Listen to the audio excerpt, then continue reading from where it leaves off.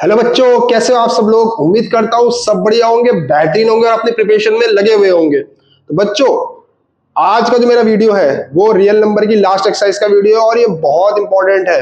ये आपके एग्जाम में आने की इसकी 90% संभावनाएं होती हैं कि ये 90% आने की इसकी संभावनाएं होती है और ये अच्छे खासे मार्क्स में आ सकता है आपके लिए। ठीक है, तो अब ये क्वेश्चन कौन कौन से हैं देखो। ये करना है prove that these are irrational. मुझे प्रूव करना है कि ये सारे नंबर इरेशनल है। अब जैसे मैंने आपको अपने पुरानी वीडियो में बताया था इंट्रोडक्शन वाली पार्ट में कि नंबर्स दो पार्ट में डिवाइड थे, एक रैशनल और इरेशनल।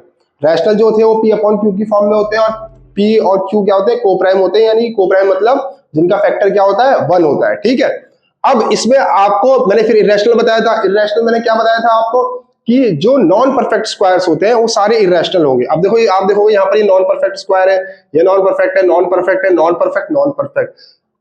ये रैशनल है, रैशनल प्लस इरेशनल हमेशा इरेशनल ही देगा हमें। ठीक है, तो हमें ऑलरेडी पता है कि ये इरेशनल है। ठीक है, बट हमें प्रूव कैसे करना है कि ये इरेशनल है, हमें कैसे पता चला कि ये इरेशनल है। तो अब देखो बच्चों, ठीक है, यहां पर हम क्या करेंगे, लेट √3 इज रैशनल मान लेता हूं इसको मैं। ठीक है, √3 को मैं क्या मान लूंगा, रैशनल मान लूंगा। हम एज्यूम कर रहे हैं अपनी तरफ से कि रैशनल है। अगर हम इसे प्रूव कर दें कि रैशनल है, ठीक है, तो फिर ये रैशनल ही होगा। पर अगर मैं ये प्रूव कर दूं कि ये रैशनल नहीं है, इरैशनल है, तो ऑटोमेटिकली अगर मैं इसे रैशनल ना प्रूव कर दूं तो ऑटोमेटिकली खुद से वो क्या हो जाएगा, इरैशनल हो जाएगा। ठीक है, चलो आगे बढ़ते हैं। हम क्या करते हैं, क्योंकि एक इरैशनल नंबर है, ये पी अपॉन क्यू की फॉर्म में होगा। ठीक है, ये पी अपॉन क्यू की फॉर्म में होगा और हम इसे यहां से आगे सॉल्व करेंगे। इस क्यू को इधर, अब यहां पर मैं लिख देता हूं पहले स्टेप में, बाकी में आप खुद लिख देना कि P and Q are integers. Spelling गलत हो जाती है कभी कभार, है integers where it's common factor. Common factor क्या होता है, अगर ये रैशनल तो कॉमन फैक्टर क्या होगा, इसका common factor is 1। Common factor इसका हमेशा 1 होगा। मैंने आपको बताया क्योंकि ये को-प्राइम होते हैं, तो को-प्राइम में कॉमन फैक्टर क्या आता है, 1 ही आता है। यानी कि ये दो नंबर सिर्फ 1 से डिवाइड हो सकते हैं, इसके अलावा उसका कॉमन फैक्टर कुछ नहीं हो सकता है। तो अब हम इसे कैसे करेंगे, इसको मैं यहां ले आऊंगा क्रॉस मल्टीप्लाई करके, तो ये p इज इक्वल टू क्या आ जाएगा, √3q। फिर इसके बाद हम करेंगे squaring both the sides, both the sides. Squaring both the side करूंगा तो मेरा यहां जैसे मैंने स्क्वायरिंग बोथ द साइड करा, क्या आया, p square is equal to 3q square. ठीक है, अब मैं इस 3 को यहां ले आऊंगा। अब बच्चों इसके बाद का जो स्टेप है, वर्डिंग है, आपको एग्जैक्टली आनी चाहिए क्योंकि वो अभी रिपीट भी होगी और अगर आप नहीं लिखते हो स्टेप को तो आपके मार्क्स भी कट सकते हैं। ठीक है, देखो अगर यहां से क्लियरली शो हो रहा है कि p square is divisible by 3, तो मैं क्या कह सकता हूं फिर, अगर p स्क्वायर 3 से डिविजिबल है तो p is also divisible by 3। अब जैसे मैंने बोला कि p is also divisible by 3, तो मेरा क्या हो जाएगा, देखो p बाय 3 को मैं ऐसे लिख सकता हूं। अब देखो बच्चों कि कोई नंबर है, कोई भी नंबर है, जैसे मैं बोल रहा हूं कि सपोज कर लो कि 8/4 हो गया। ठीक है, 8/4 हो गया। अब मैं इसको अगर कट करूंगा तो 2 देगा मुझे। ठीक है, वैसे ही आप कोई और नंबर ले लो, 15/5, आप उसे काटोगे 3 आएगा। यानी कि आप अगर कोई दो नंबर को काट रहे हो तो हमें कुछ ना कुछ मिल रहा है। वैसे ही अगर हम इसे डिविजल करेंगे तो कुछ ना कुछ मिलेगा। अब ऊपर क्या है, ऊपर तो वेरिएबल है। जब वेरिएबल में है तो हम भी इसको क्या मानेंगे कि कोई नंबर है, कोई वेरिएबल की फॉर्म में, हमें नहीं पता अभी। ठीक है, हमने वेरिएबल सी कांस्टेंट मान लिया। ठीक है, चलिए अब देखो, अब क्या होगा, देखो इस इसे फर्स्ट इक्वेशन दे दो, यहां से लिखूंगा फ्रॉम इक्वेशन 1। इक्वेशन 1 से मैं क्या करा, p की यारी वैल्यू है यहां पर लिख दूंगा। तो p की क्या वैल्यू है यहां पर, √3q/3 इक्वल्स टू c। ठीक है, अब देखो मेरा अगला स्टेप मेरा, इसे मैं रब कर देता हूं ताकि हमें थोड़ा स्पेस मिल जाएगा। चलिए अब मेरा अगला स्टेप क्या होगा, देखो मैं ये क्या था, यहां पर मैंने क्या कर दिया, squaring both the sides. Squaring both the side करते ही मेरा क्या आएगा, देखो √3 का स्क्वायर क्या होगा, 3 हो जाता है, q का स्क्वायर q स्क्वायर, नीचे 3 का स्क्वायर 9 और c का स्क्वायर c स्क्वायर। ठीक है, देखो ठीक है। अब चलिए, अब मैं इससे इसे काट दूंगा और अगर आप ध्यान से देखोगे, अगर अब इसे ध्यान से देखोगे, ये इसकी तरह नहीं बन गया बच्चों। देखो बिल्कुल ऐसे ही इसी फॉर्म में बन गया। अब जब ये इसी फॉर्म में बन गया यानी कि मुझे ये कहानी दोबारा से लिखनी पड़ेगी, ये स्टेप मेरे को दोबारा से लिखना पड़ेगा। बस वहां पर क्या होगा, पी के बदले क्या आ जाएगा, क्यू आ जाएगा। Q square is divisible by 3, Q is also divisible by 3। अब बच्चों देखो, मैंने आपको बताया था कि कॉमन फैक्टर क्या होना चाहिए, 1 होना चाहिए इनका। यानी कि ये P और Q अगर जो डिवाइड होते हैं, जब अगर ये रेशनल है तो ये डिवाइड होते हैं तो किससे होने चाहिए, सिर्फ 1 से डिवाइड होने चाहिए। ठीक है, पर यहां पर तो हमारा 3 आ रहा है कॉमन फैक्टर। यहां से जो हमने एज्यूम किया था कि ये √3 रैशनल है सॉरी, तो हमारा this shows that 3 is factor of P and Q, ठीक है, but we know that PQ है ओनली 1 एज अ फैक्टर। ठीक है, ठीक है, तो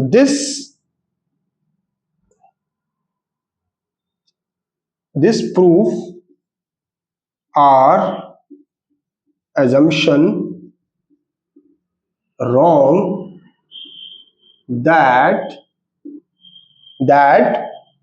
√3 is rational।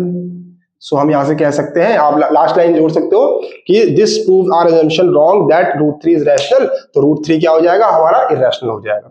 ध्यान समझना बच्चों हर एक स्टेप को, बहुत ही इंपॉर्टेंट है और आपको इसी तरह लिखना है। कई बार बच्चे मुझे बोलते हैं कि सर ये ऐसे स्टेप्स, ये लिखना, वर्डिंग लिखना बहुत जरूरी है, बहुत जरूरी है, बहुत ज्यादा जरूरी है। मैं आपको सीबीएसई की चेकिंग के बारे में बताता हूँ बच्चे। सीबीएसई की चेकिंग स्टेप बाय स्टेप होती है। सीबीएसई में हमें एक सैंपल जो सॉल्यूशन पेपर मिलता है, उसमें सारे स्टेप्स पूरा सॉल्यूशन होता है आंसर्स क्वेश्चंस का, और हमें उसमें जैसे ये वाली लाइन है, इसके जैसे ये वाला पार्ट हो गया, इसके आगे ऐसे लिख देंगे कि हाफ मार्क्स आपने इसके देने अगर बच्चे ने किया हुआ है। फिर ऐसे अगर ये लिखा हुआ है बच्चे ने तो इसका हाफ मार्क्स देने।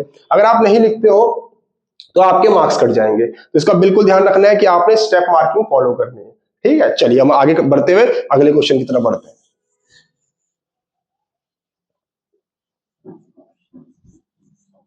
अगला क्वेश्चन हमारा, अब जो आगे क्वेश्चन है वो थोड़े हमें इजी पढ़ने वाले हैं। देखो कैसे, क्योंकि हमने यहां तो प्रूव कर दिया ऑलरेडी √3 इरेशनल है। वैसे √5 हो चाहे √2 हो √7 हो, वो सारे इरेशनल ही होंगे। तो यहां पर देखो फिर से मैं करता हूं, लेट 2 + √3 इज रैशनल। ठीक है, जैसे मैंने दिखाया कि भाई ये क्या है, ये क्या है बच्चों, ये रैशनल है। तो ये रैशनल जैसे ही मैंने लिख दिया, ये किस फॉर्म में आ जाएगा, किस फॉर्म में आएगा, बोलो बोलो, P/Q की फॉर्म में। और अब मैं इसको आगे नहीं लिख रहा हूं क्योंकि आपको मैंने पिछले अभी क्वेश्चन में लिखवा दिया है। तो इनके P और Q के फैक्टर क्या होने चाहिए, 1 ही होने चाहिए। बट इसमें थोड़ा सा हम अलग करेंगे क्योंकि ये थोड़ा हमें आसान पड़ेगा। जिससे देखो इसमें क्या करो, 2 को इस साइड ले जा लो और ये माइनस का 2 हो जाएगा। और यहां से क्या हो जाएगा, आप ऐसे कर सकते हो, इसमें Q एलसीएम ले लिया आपने, P - 2Q आ जाएगा। और यहां पर आपने लाइन जोड़नी है, क्या जोड़नी है कि P, Q and 2 are integers, और ये इंटीजर्स है तो ये क्या होंगे, इंटीजर्स, देन एज, ठीक है, तो तब क्या होगा, then P - 2Q/Q is rational हो जाएगा।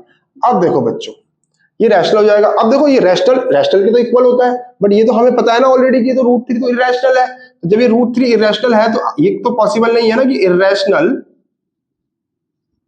इक्वल टू रैशनल होगा, बिल्कुल भी नहीं पॉसिबल है। ठीक है, तो यहां से आप इसको ऐसे शो कर सकते हो। यहां से आप लिख सकते हो कि आर assumption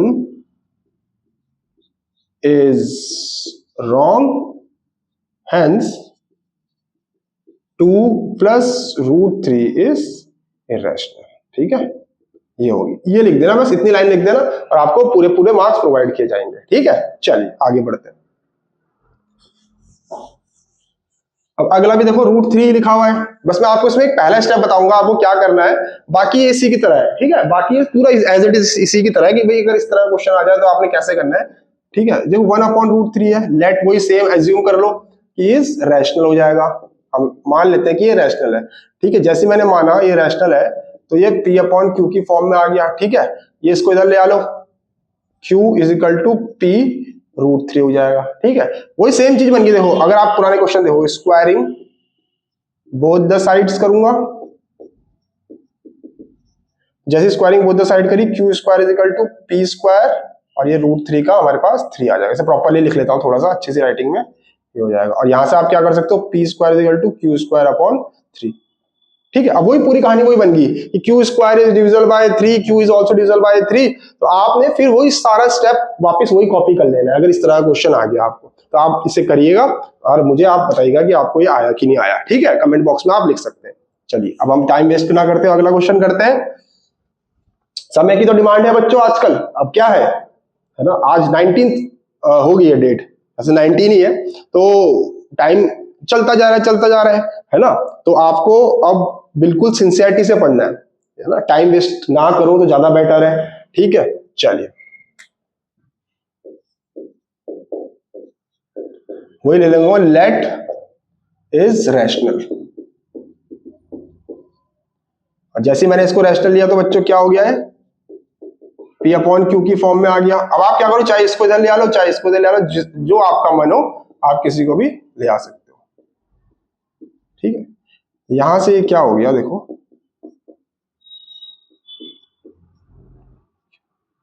√2Q, सॉरी है, माइनस √2Q। चलिए है ना। अब देखो बच्चों, पिछले क्वेश्चन में यहां पर सिर्फ 2 था शायद से, तो हमने इसको उस फॉर्म में लिखा, पर यहां पर तो √2 है। अब इसे हम इंटीजर तो है नहीं है, तो हम इसे क्या करेंगे, स्क्वायरिंग बोथ द साइड करेंगे।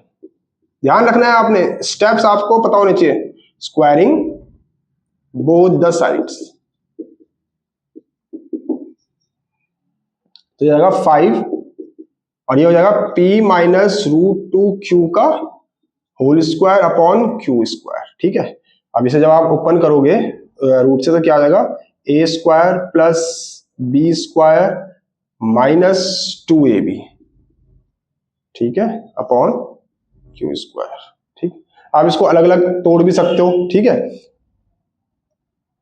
ठीक है। आप इसे, सॉरी यहां पर एक मिस्टेक हो गई, ये 2ab जो होना था ये हो जाएगा 2√2pq, ठीक है। 2ab मैंने इसको वो चेंज कर दिया सीधा, है दिमाग देखो कभी कभार क्या होता है, मैंने इसको वो चेंज कर दिया, 2ab था मेरे पास और b मेरे पास ये था, ठीक है। अब देखो बच्चों इसको इधर ले आओ, ये हो जाएगा मेरे पास 5q स्क्वायर और यहां से आएगा p square plus 2q minus 2√2pq, ठीक है। अब अगला स्टेप बहुत इंपॉर्टेंट है। अब अगले स्टेप में क्या कर सकते हो, इस पूरी वैल्यू को इस तरफ ले आओ और इसको इधर ले आओ, ठीक है, ताकि आपका साइन हमें पॉजिटिव में ही रहे।